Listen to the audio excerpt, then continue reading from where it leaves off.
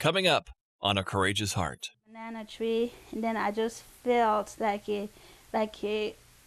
my body was just like all goosebump, and like peaceful voice just speak to me. It says everything is gonna be all right.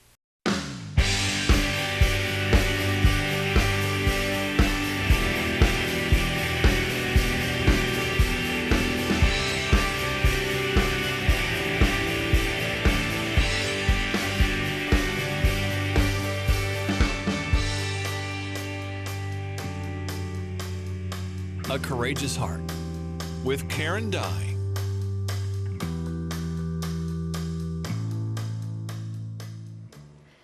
Hello and welcome to A Courageous Heart. I'm Karen Dye. Today we're going to introduce you to a remarkable young woman by the name of Maria Boyce. Maria touched my heart when I met with her to do this interview. Her journey begins in West Africa during the Civil War. There were atrocities and things that were unspeakable done to the people who lived in the villages. Then her journey brings her to America, but not until a certain man was willing to step out of the boat and do what God had called him to do. I hope that today's story will inspire and empower you to live each day, no matter what the circumstances, with a heart that is courageous for Jesus Christ.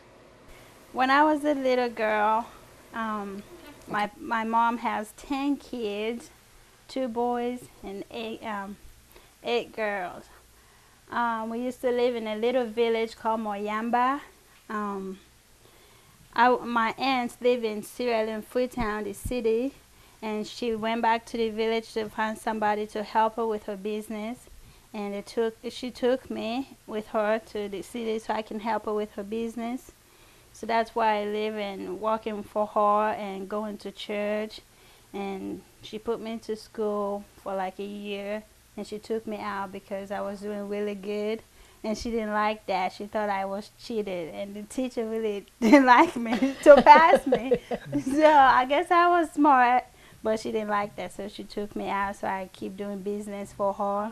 During those times, there's like war in different part of Sierra Leone, because we have all different little village around Sierra Leone there, and so they keep attacking, and the people from those countries, they keep coming to Freetown and scaring us, and sometimes we'll have a strike when everybody's just like running and going to their houses, and then you see these people that don't have hands or legs, they're walking around, and I feel so bad for them and so sorry for them. And I would take out my aunt's business and give it to them, and I would be in trouble for that because I will not tell what I did with it. I just like, oh, I take the money, I eat it, instead of saying I give it to people. So I get in trouble. But those times, like when I see these people walking around with no hands and stuff, it makes me wonder, I'm like, how do they do stuff? Like, how do they go to the bathroom? How do they eat? And I just have all that question because I never thought that would happen to me. Mm-hmm. And so I feel really bad for them and that happened to them. And so, but that's what they do in the other countries. And the war just haven't come in Freetown yet. So in Sierra Leone was the safest place for that time because all around the other countries are like fighting and killing and hurting other people. How did you know the Lord at this time? When was your first introduction to Jesus Christ and to God? Is that when you say you were praying, is that who you were praying to? Well, my family were Muslims back. I used to go to the mosque with my mom to pray all the time, but I don't know what we're praying about.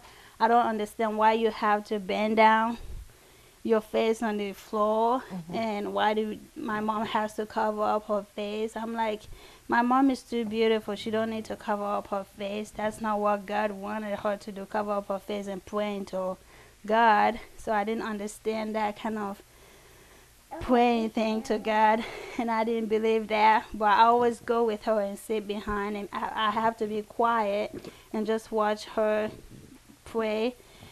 And then, but when I came to Freetown with my aunt, she go to church, and I love that because in Sunday school, because that's where they put the little kids in Sunday school, and they're talking about Jesus, and all this. And I love that. It's exciting to me because I just love this story about a man that, well, that came into the world trying to save us, and then he get beat and hurt so bad for our sins.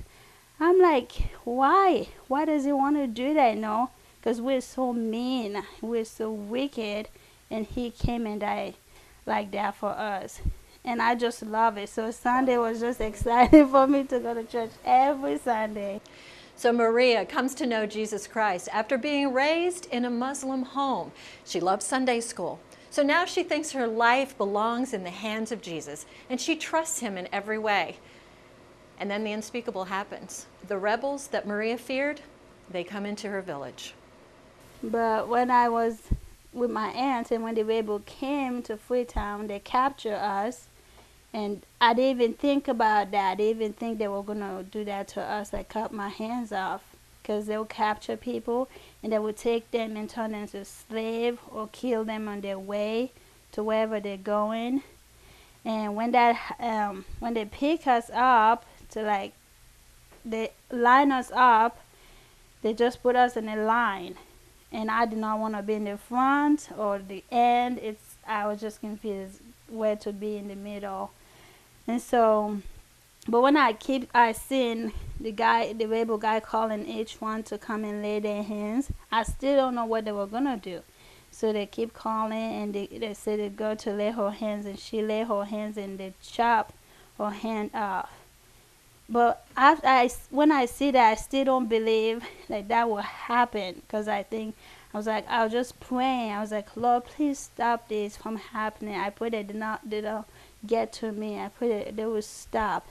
But they keep going and keep going. I didn't stop praying. I keep praying. Till they get to me. And then I put my hands and they cut both of my hands off. And I just went blind. I can't see anything else. Everything was just like dark. I didn't even see the people that cut my hands. And all I can say is the blood just spraying out of my hands. But my hands were both hanging, and I was just walking around without seeing where I was going.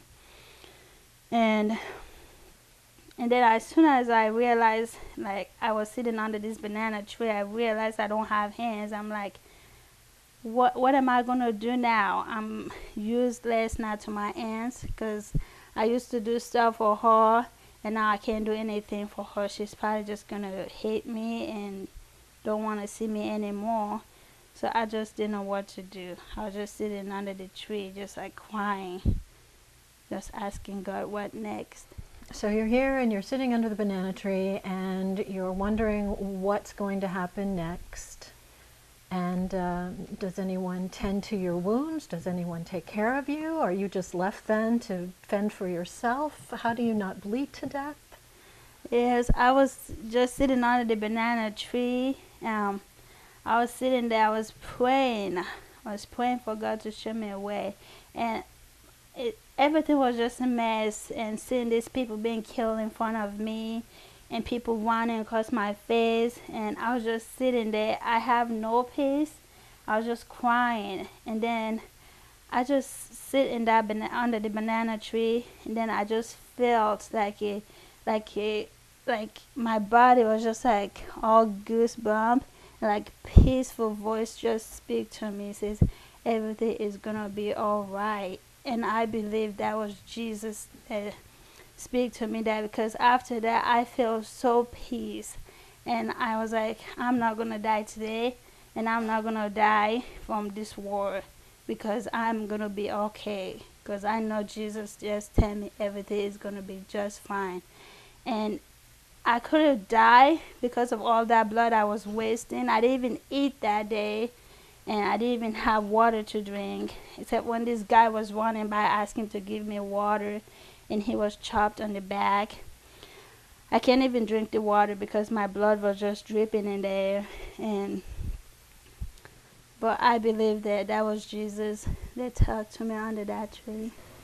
So Maria is wondering, what next, God? I trust you, but what is your provision now for me going to be? Well, the Lord was about to reveal himself, and he was going to do it through a man named Lonnie. This picture made its way into this Time magazine article, and it was a little girl who's had both hands amputated by the rebels, just brutally. I took this picture of this girl and two others that were pictured in the article, and we had in the ministry center a prayer room with altars in it. No tables, no chairs, just altars to kneel at and pray. We had the concerns of the ministry there in a book, and I put these pictures in this book, and we began praying for these three young people that were pictured, just daily. It became pretty evident at some point during these times of prayer for these children that God had said, pretty much as Nathan had said to David, "You're the man. It's not me, it's you. You go." We made our ways to the camps. I wanted to see what could be done. Now that I was there, I didn't even know what purpose I was there for, really. But before I left, so that I could continue in prayer for these people, I had taken the picture of this little girl and put in my passport and had it next to me, and it was very difficult times. I had a backpack on my shoulder and just jungle clothes on and had been traveling for days. My passport was soaked through with sweat. We ended up, I asked this pastor, where possibly could an organization like ours that have the interest of well-being in mind and in a medical sense to help people, where could we be most effective? He said, "I'll take you to the worst of the 16 camps for indigenous displaced people in the Freetown area and let you see there. If you can't find something to do there, then you can go." So we went to this camp, this pastor and I. I never dreamed that I could find this girl, nor did I have the desire or think that I would ever see this girl that I had gotten a picture of that had made its way into a Time magazine that I'd been praying for. I just had it with me so I could continue praying. I wasn't looking for her. I was following, if you will, where God was taking me and flowing in a stream that I had no control over. I was just moving without a plan. I had gotten into Sierra Leone without having ever planned to be there. When we arrived in this camp, I just pretty much, without any thought of success, pulled this passport out. And as we were standing there talking with the camp director, who was a bilateral upper extremity amputee as well, he was director of this camp, I pulled out my passport and opened it, and this sweat-soaked picture of this little girl was there, and I said, "Would there be any way of finding this girl?" And he says, "Why, yes, she's in this camp." And within about 2 minutes of asking that question, the girl I'd been praying for months and carrying her picture with me all over Africa was standing right by my side. Before I left, I told this pastor, I say, "Tell this little girl," I couldn't speak her language, and she was a Creole girl, and I said, "Tell Maria," while I was standing there, "that if there's any way I can, I'll help her." That's all I said. I'd left in January. In March, she was telling everyone, "The white man will be back for me." By May, she held to her story. "The white man's coming back. He's going to take me to America." I never told her I'd be back or that I'd take her to America. I said I would help if I could. That became her story. "The white man's coming back. He's going to take me to America." People in the camp laughed her to scorn. They'd seen the war continue for now over 2 years, and kids returning to the village, kids dying on a daily basis. This little girl had a dream and a hope of a white man that had visited the camp coming back, and for her, specifically for her, nobody else. Somehow she had that in her mind. This was August. He said in June they were laughing her to scorn. In July she kept up with her story, and in August she was still saying, "The white man's coming back." I didn't know I was coming back. She couldn't have known I was coming back. We walked into that camp in late August. The cry went up. You could just hear it going across the camp. "The white man's back."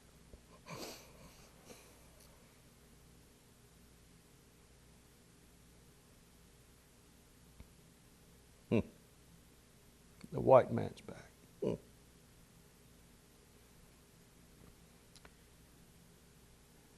She came through the crowd and pushed people aside and came up to me and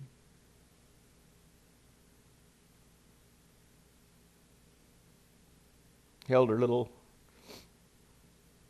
stumps up to me and said something, and the pastor with me, I said, "What's she saying?" She said that she knew you would come back. She knew you would come back. I didn't know that. At that point, I knew for sure that I wouldn't leave her again, that I wouldn't get on another plane and leave that little girl there with all the faith and confidence she had that I would care for her and that God through me would care for her.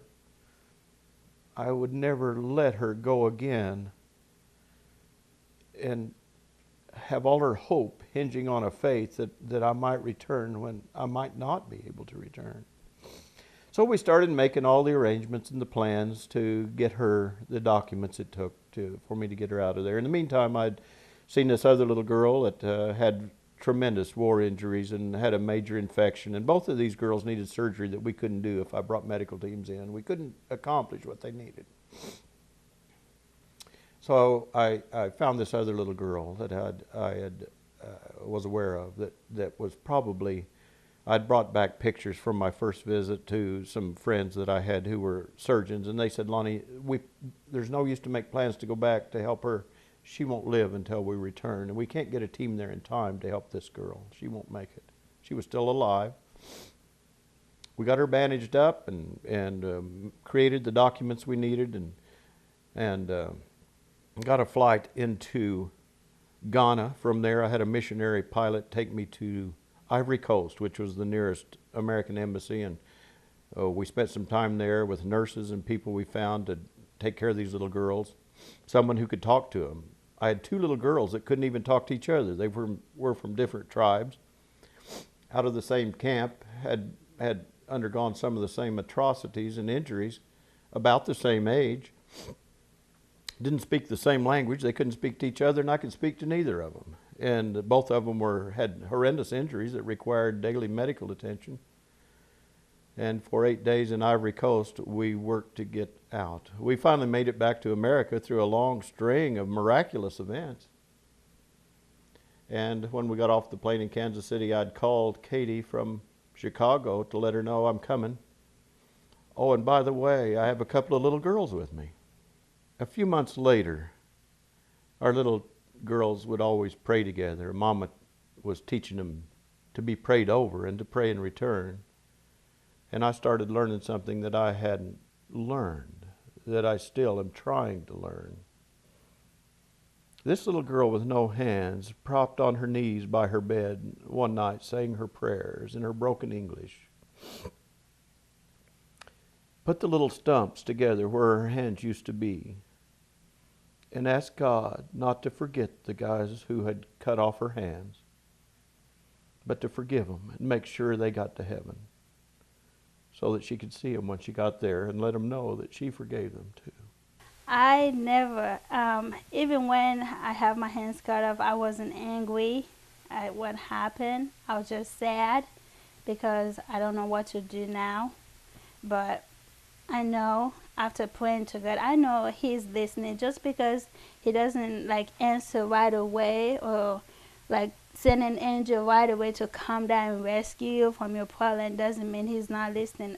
And I know He was listening. Even when I was with my aunt, she abused me and beat me for stuff I didn't do. I prayed to God. I know He was listening. And so after they cut my hands off, I wasn't angry toward the people that did this to me. Because I said that, because what I learned from Sunday school, that Jesus forgave us for what we did. So why can't I forgive these people for what they did to me? So I wasn't angry. All in my heart to do is if I see these people because there, if after when the war was going on, and then we have the UN come, a lot of people that get hurt, they would find the people that did this to them, and they would point them out, and then they would kill them. I was like, that doesn't solve anything. And so I was like, if I see the person that did this to me, I will not point them out because I do not want them to be killed. I will let God fight for me. I do not want people to fight for me because it's not their fight.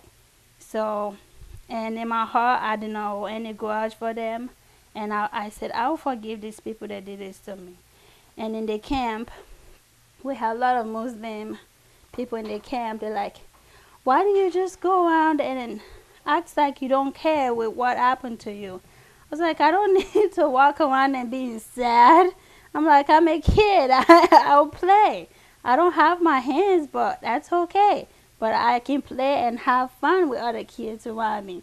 They're like, do you forgive the people that did this to you? If I see them, I'll not point out somebody to kill them and hurt them. I'll forgive them. They're like, wow. And then I asked them, I was like, if you see the person that hurt you, would you let him go, or would you like point them out? They said, I'll point them out. And then the Muslim lady was like, you must be a Christian then. I was like, yes. I was like, yes, I am.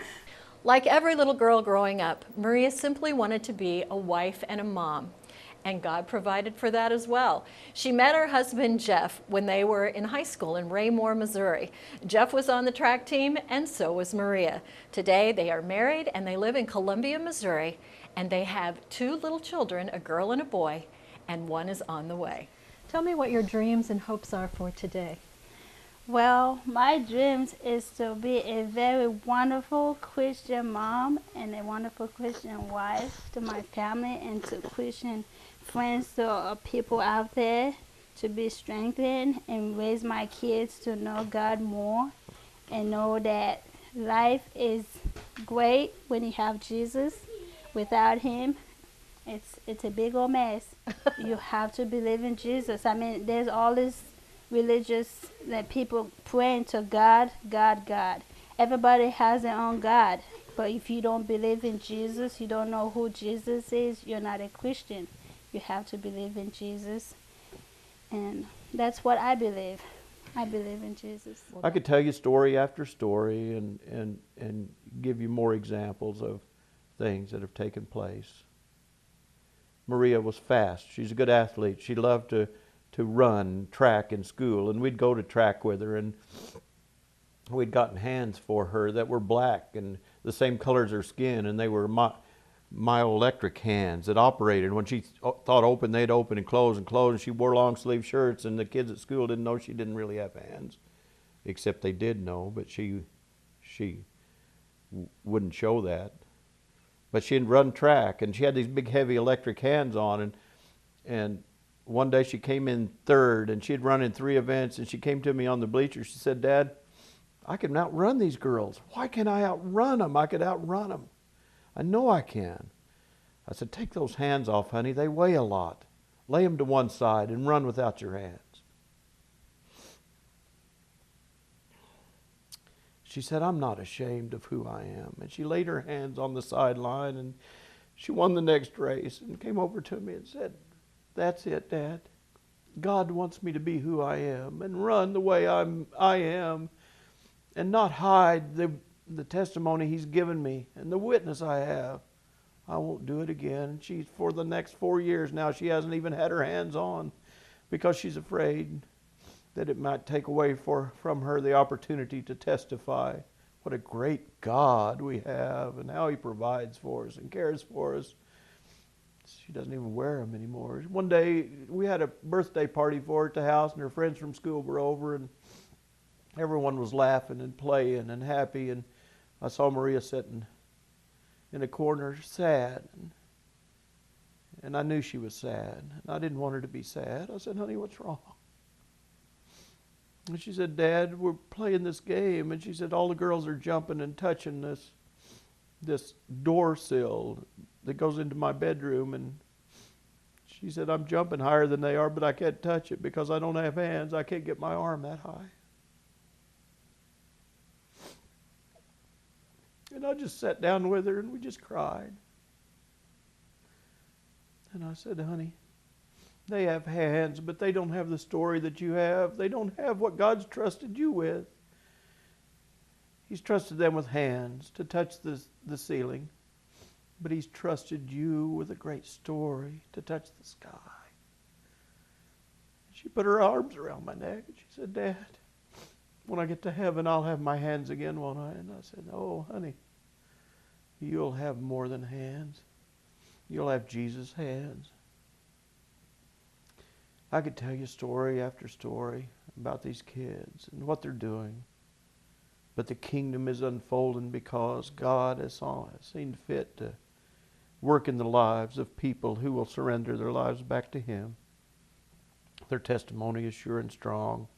I want it to go out to every place it can go, for everyone to be touched by their story that can be touched. The life they live every day now is a life of submission, of who they are.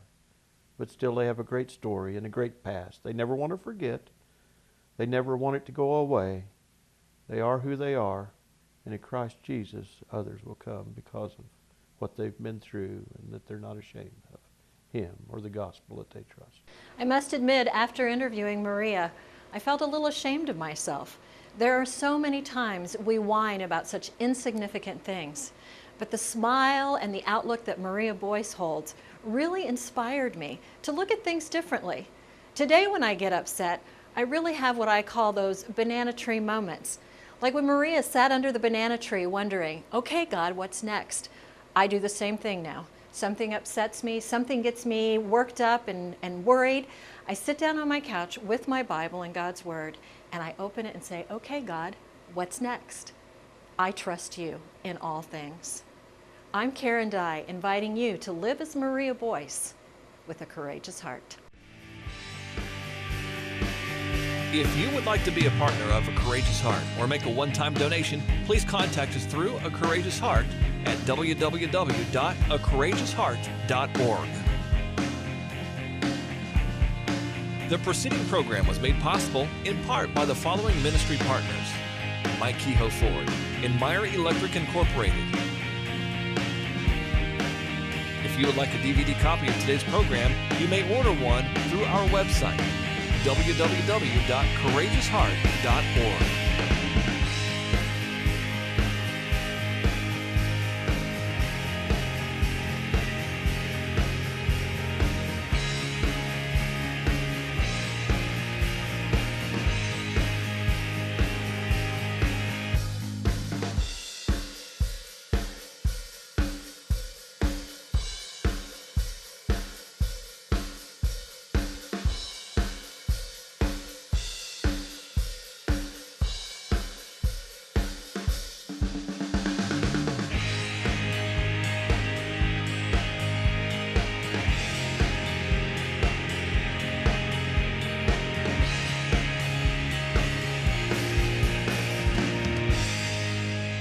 A Courageous Heart is a viewer-supported ministry.